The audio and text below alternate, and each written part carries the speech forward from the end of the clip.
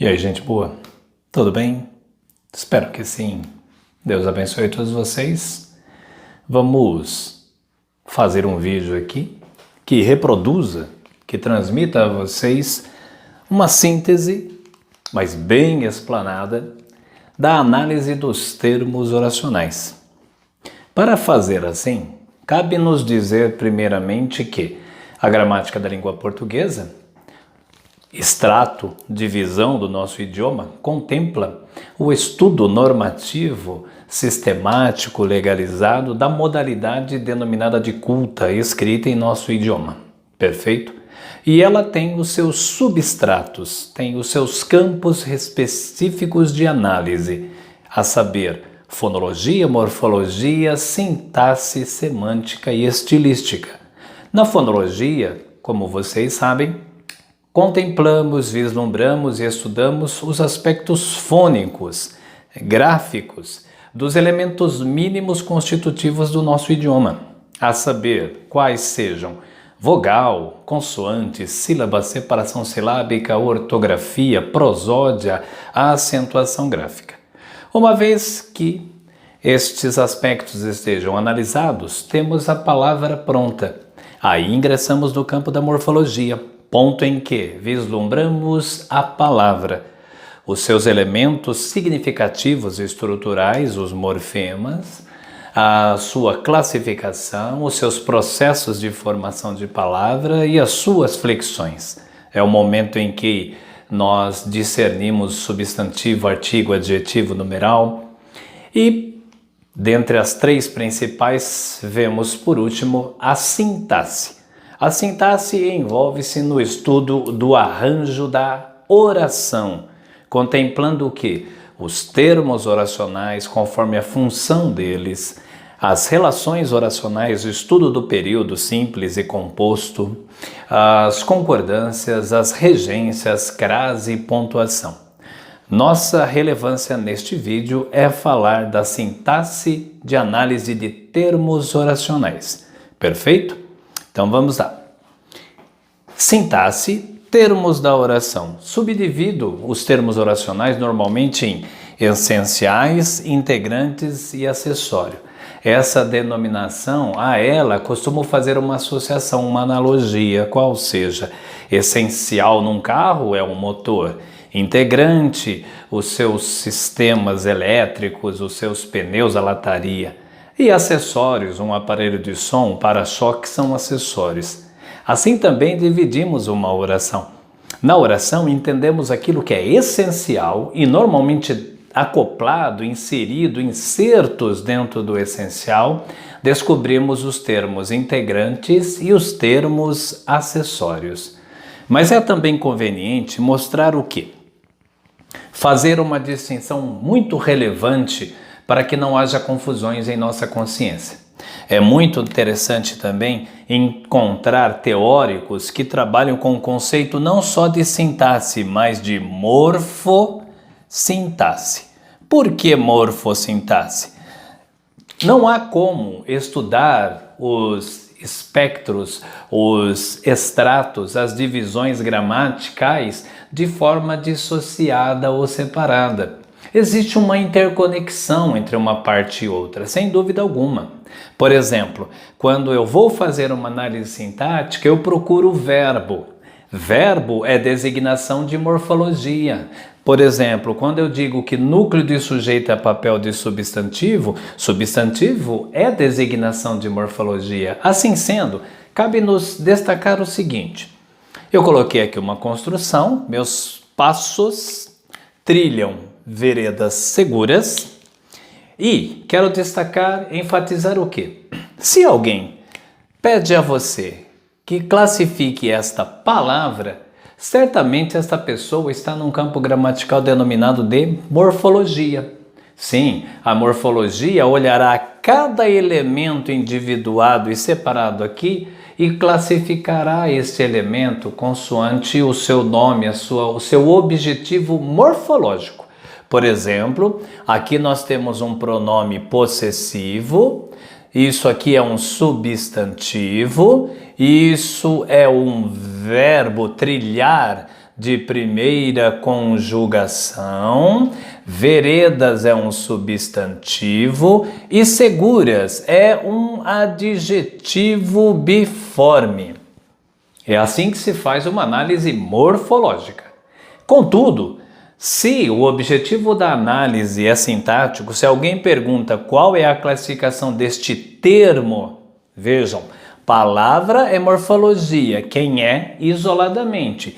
Termo diz respeito à relação que uma estrutura tem com o todo, conforme a sua função. Termo é assim que se analisa. Observa-se o verbo, pergunta-se: quem trilham veredas seguras? Os meus passos. Encontramos o sujeito e o predicado.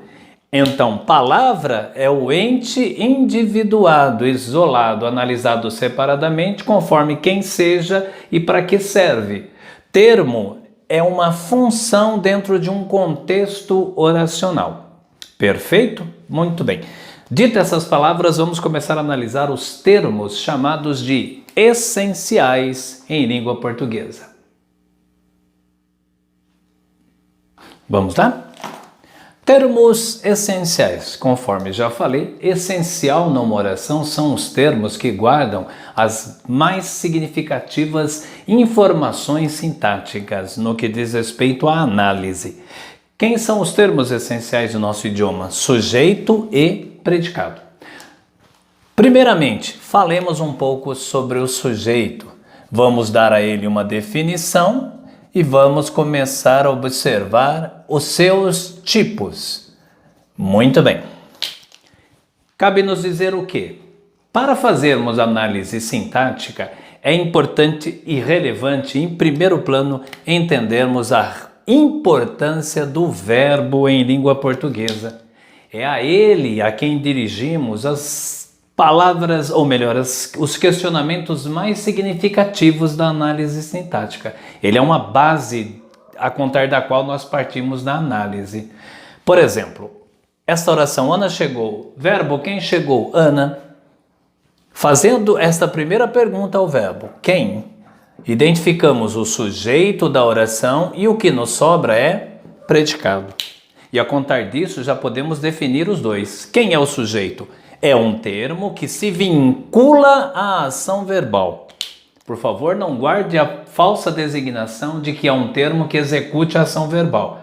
Às vezes o sujeito é um termo que sofre ação verbal, executa e sofre conforme estudamos em vozes verbais. Então, basta nos entender que o sujeito é um termo vinculado, relacionado à ação verbal, sobre quem o predicado fala. Quem é o predicado? Predicar é falar de alguém. Esta estrutura fala dessa.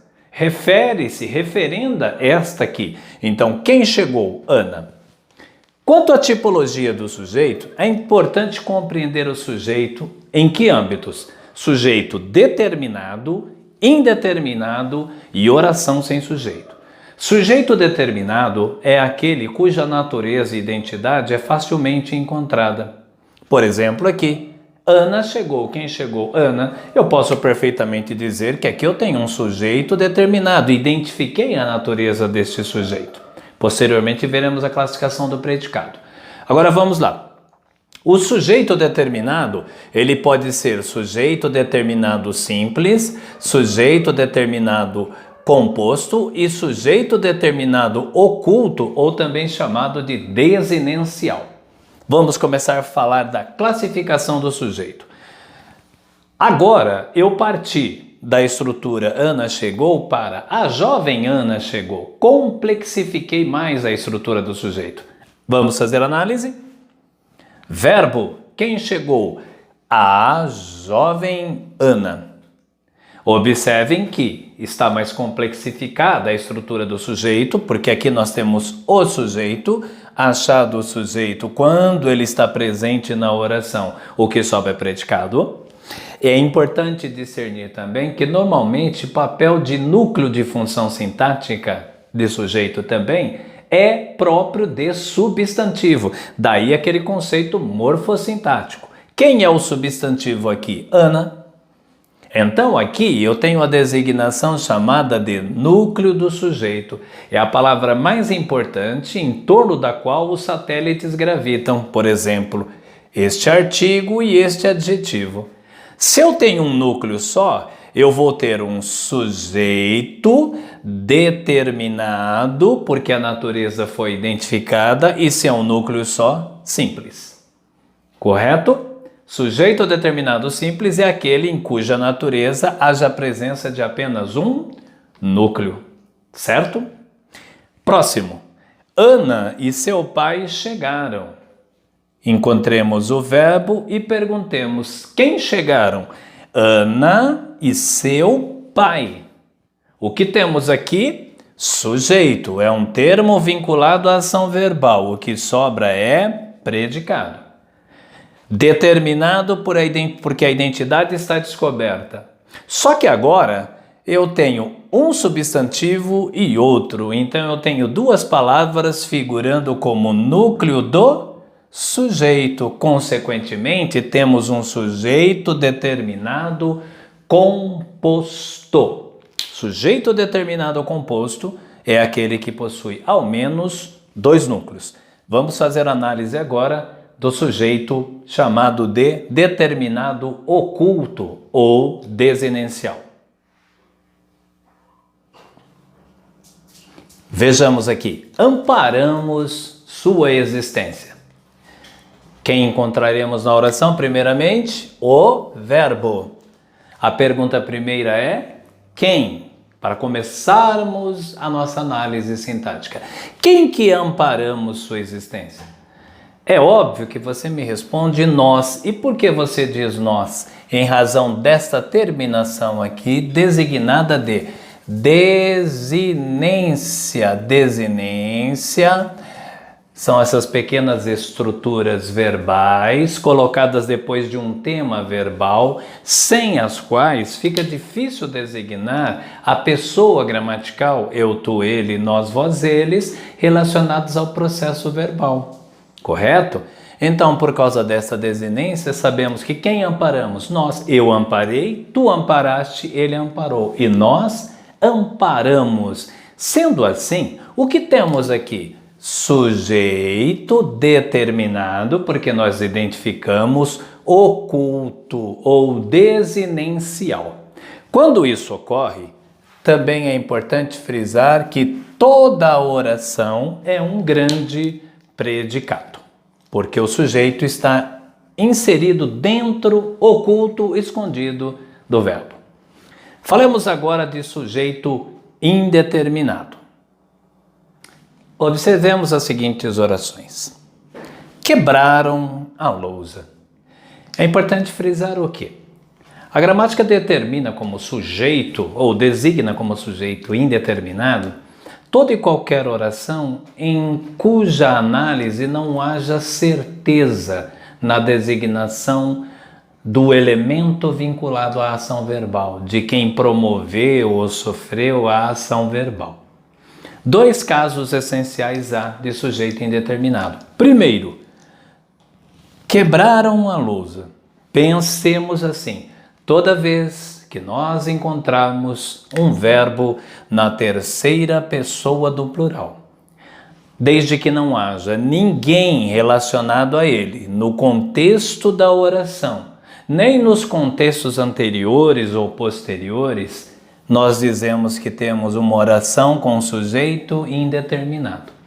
Por dois motivos. Primeiro, é difícil designar a ação quando a possibilidade é muito grande. Se eu digo quebrei, eu, quebramos, nós, agora quebraram, quem quebraram? Eles, elas, os jovens, os meninos, as meninas, as crianças, quem quebraram? Segundo, também, de repente, não existe da minha parte a intenção de designar quem tem executado a ação verbal. Então eu coloco na terceira pessoa, quebraram, mas eu sei, mas não quero dizer quem seja. Então guardou? Terceira pessoa do plural sem ninguém relacionado a ele, sujeito indeterminado. Se houver uma referência a alguém antes. Se a ordem estiver invertida e na oração houver o sujeito posposto, aí a designação é outra. Segunda maneira de determinar o sujeito é todo momento em que vocês se deparam com qualquer verbo, exceto o verbo transitivo direto, guarde bem isso, seguido da partícula se, que vai se chamar índice de indeterminação do sujeito. Por que eu digo exceto o transitivo direto? Porque um verbo transitivo direto seguido da partícula se trará o sujeito posposto. Lembram-se? Vende-se casa. Casa é vendida. Quem é vendida? A casa. Identifiquei o sujeito. Vendem-se imóveis. Imóveis são vendidos. Quem são vendidos? Imóveis. Identifiquei o sujeito. Agora aqui, em razão de não ser verbo transitivo direto, porque verbo que pede preposição é transitivo indireto. Verbo que sequer pede complemento é intransitivo. Já estudamos tudo isso. E verbo que conecta atributo a alguém é verbo de ligação.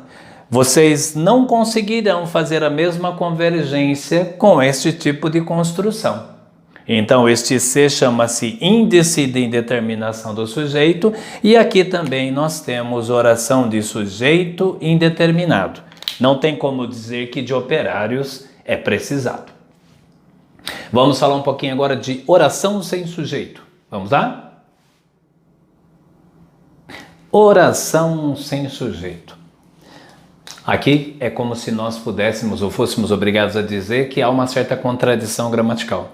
Porque o sujeito, a princípio, foi apresentado e é apresentado a nós como um termo essencial. Todavia, chega um ponto em que você tem que declarar que existem orações sem sujeito. Orações com verbos que são designados de impessoais. Impessoais, sim, não há uma pessoa vinculada à ação verbal que se possa designar. Quais são os casos essenciais que temos de oração sem sujeito? O principal deles, encontrável em qualquer prova, concurso, vestibular, por aí, é o caso do verbo haver. Bem, não estou dizendo aqui que o verbo haver nunca não tenha sujeito em língua portuguesa. Todavia, conforme explicado em sala, no sentido de existir, acontecer, ocorrer e realizar, o verbo haver é impessoal, permanecerá na terceira pessoa do singular sempre. Haverá aulas amanhã, não é haverão. Inclusive, se houver um auxiliar antes dele, deverá haver. Houve aulas ontem, não é houveram.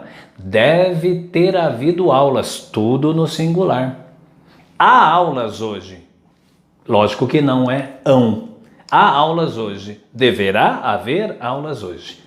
Esse é um caso emblemático em nosso idioma, o verbo haver. Outro caso, ser, estar, fazer, ficar. Esses verbos, quando são designadores de tempo, fenômeno, distância, também apresentam oração sem sujeito. Exemplo, são 2 horas. Quem são 2 horas? Oração sem sujeito. Faz 10 anos, faz 10 dias, faz 1 século que ela se foi. O verbo fazer, na indicação de tempo decorrido, singular para ele. Oração sem sujeito. Está calor, indicador de fenômeno, oração sem sujeito. Fez frio, oração sem sujeito. Daqui a minha casa são 2 quarteirões, aí a distância, oração sem sujeito. Verbos também, o terceiro caso, verbos fenomenológicos, aqueles que indicam fenômeno, verbo indicador de fenômeno da natureza. Chove lá fora, nevou no Rio Grande do Sul, trovejou a noite toda, oração sem sujeito. Cuidado, porém, quando os verbos fenomenológicos têm o poder de serem usados em sentido figurado. Exemplo, o pai trovejou sua ira. Quem trovejou sua ira? O pai. É um sentido conotativo figurado e aí haverá sujeito, não é real. Outros casos também, verbos bastar e chegar, indicando suficiência. Basta de tolices, chega de bobagens. E também construções como a música voar, voar, subir, subir, ir por onde for, quando nós temos verbos no infinitivo impessoal. Não há um designador, não há ninguém que se possa associar à ação verbal. Assim sendo, em todas as construções aqui nós temos oração sem sujeito. Destaco novamente o verbo haver como principal. Falemos agora do outro termo essencial, o predicado. Beleza? Falar do predicado é falar de outro termo designado como essencial em nossa oração, conforme já vimos.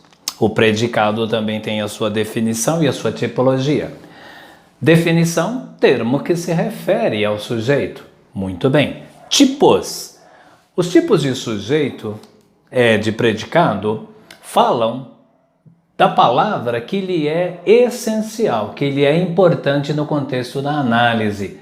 Daí, então, nós temos os predicados nominais, verbais e verbos nominais. Por exemplo, o que temos aqui, aproveitaremos e já faremos a inserção nos termos vinculados a verbo e a nome também. Falaremos um pouco deles. 3 construções oracionais. Primeira, ela é magnânima. Identifique o verbo. Quem que é magnânima? Ela. Você achou o sujeito. E o que sobra? Predicado. Vamos fazer isso nas 3 orações? Muito bem. Eu arrumei minha mala. Quem arrumei minha mala? Eu, o sujeito da oração. E o que sobra? Predicado. E por último, não preciso de ti. Quem que precisa ou não preciso de ti? Eu. O verbo sujeito está aqui dentro, né? Sujeito determinado oculto. Toda a oração é um grande predicado. Agora, como classificar o predicado? Como designá-lo como nominal, verbal e verbo nominal? Simples. Esse tipo de verbo aqui, começar a falar um pouquinho das construções verbais, essencial, isso é importante para designar o predicado. Esse tipo de verbo aqui é declarado na língua portuguesa como verbo não nocional ou vazio de significado, ou também conhecido como verbo de ligação. Sua função primordial é ligar um atributo ao sujeito. Este atributo que é ligado ao sujeito chama-se predicativo do sujeito, qualidade do sujeito.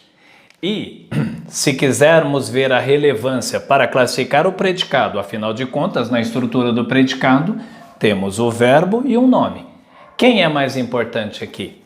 Tire o verbo de ligação e você verá que existe uma relação de concordância entre ela e magnífica. Ela, linda, ela é magnífica. Enfim, para classificar este predicado, o verbo de ligação não é importante. Quem é importante é este nome, então o predicado é nominal. Perfeito? Então guarde assim, toda vez que você possuir um predicado, em cuja estrutura haja um verbo de ligação e um predicativo do sujeito, quem determina a tipologia do predicado é o predicativo, ele é nominal, o verbo não importa. Já nos casos abaixo, trabalhando já a transitividade verbal, observaremos o quê? Eu arrumei a minha mala. Muito bem, quem arrumei? Eu. Imagine-se pondo um ponto final aqui. Eu arrumei. Não tem sentido. Por que não tem sentido? Se digo a você arrumei, você perguntará, arrumou o quê?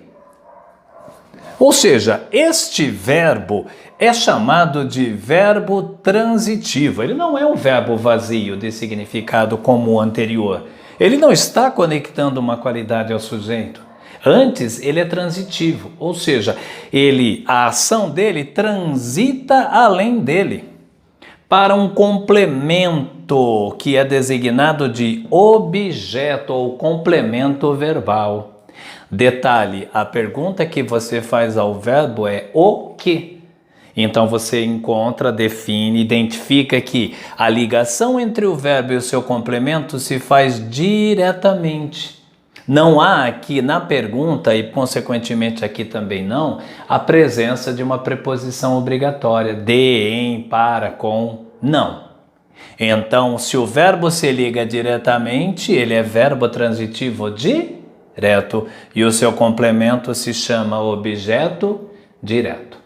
Já no caso de baixo, o que temos? Não preciso de ti. Quem precisa, eu não posso colocar não preciso e um ponto final. Também não. Então, identificamos novamente um verbo transitivo. Só que entre o verbo e o seu complemento, quem precisa, precisa de algo.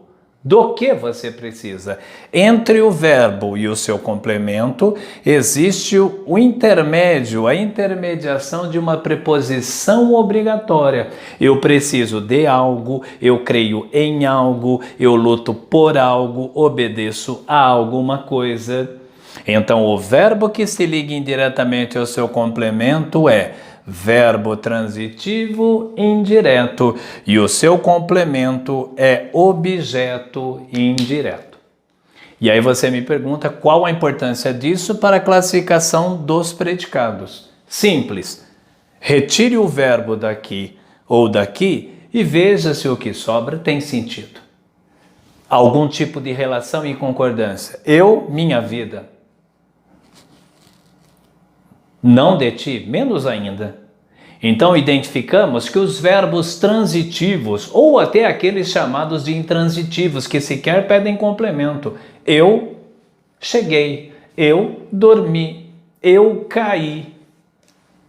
Esses verbos que sequer pedem complemento também, e os transitivos, sempre quando estiverem presentes com os seus complementos ou sem, o predicado estará centrado neles. E o predicado, então, será verbal, porque estes verbos são nocionais e muito importantes. Então, predicado nominal, centrado num predicativo, predicado verbal, centrado nos verbos transitivos, diretos, indiretos ou intransitivos.